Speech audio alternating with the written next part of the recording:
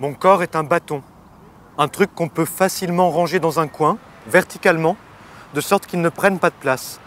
J'ai 2 pieds bien plats pour le soutenir. Il n'y a aucun risque de déséquilibre, c'est plutôt l'équilibre qui est une menace chez moi. On pourrait me coincer sous une table pour qu'elle tienne un peu mieux. Un jour, quelqu'un se servira de moi pour taper sur quelqu'un d'autre.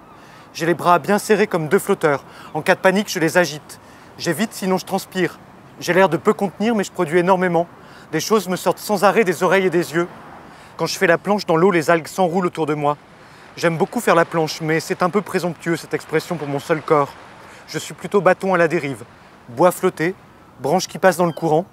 Il y a des gens qui jouent à la perfection le rôle de la planche, mais moi, il faudrait que je trouve au moins 7 ou 8 bâtons dans mon genre et qu'on se coordonne pour former une planche entière. Et encore, ce serait un radeau. Quelqu'un nous passerait une ficelle autour des hanches et poserait ses fesses sur nos ventres pour rejoindre d'autres rivages à coups de pagaie. Mon corps fait peur à la médecine du travail. Si vous tombez, vous allez casser votre bâton. Mon bâton a besoin d'un autre bâton pour ne pas se briser, mais on nous prendrait pour des échasses si je m'associais.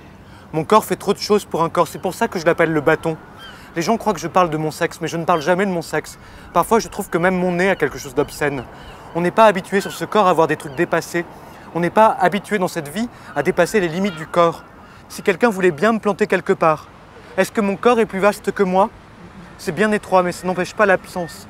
Pourtant, j'ai tout fait pour resserrer mon corps autour de mon être afin de percevoir le maximum d'intensité. Eh bien non, serrer ne suffit pas. Encore faut-il qu'il y ait quelque chose à serrer. Même le corps ne garantit pas l'être. Si vous me voyez taper du pied, c'est que je cherche à savoir si j'existe. Si tout à coup j'entoure mon propre corps avec mes bras, c'est pour tenter de me retrouver. Pourtant, je me tiens bien, mais je m'échappe.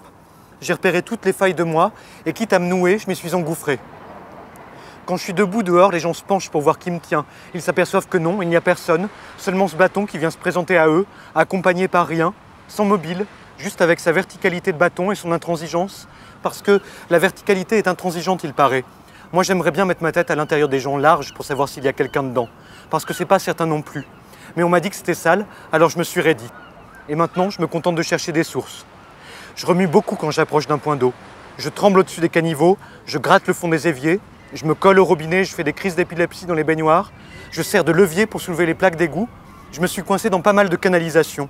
J'ai des spasmes à l'approche de l'océan. Je m'y jette sans ménagement, mais toujours un chien vient me récupérer. Je suis bien entre ses crocs. C'est là que je me sens le plus vivant. Bon chien, va chercher le bâton, va, viens me chercher, viens me mordre, viens.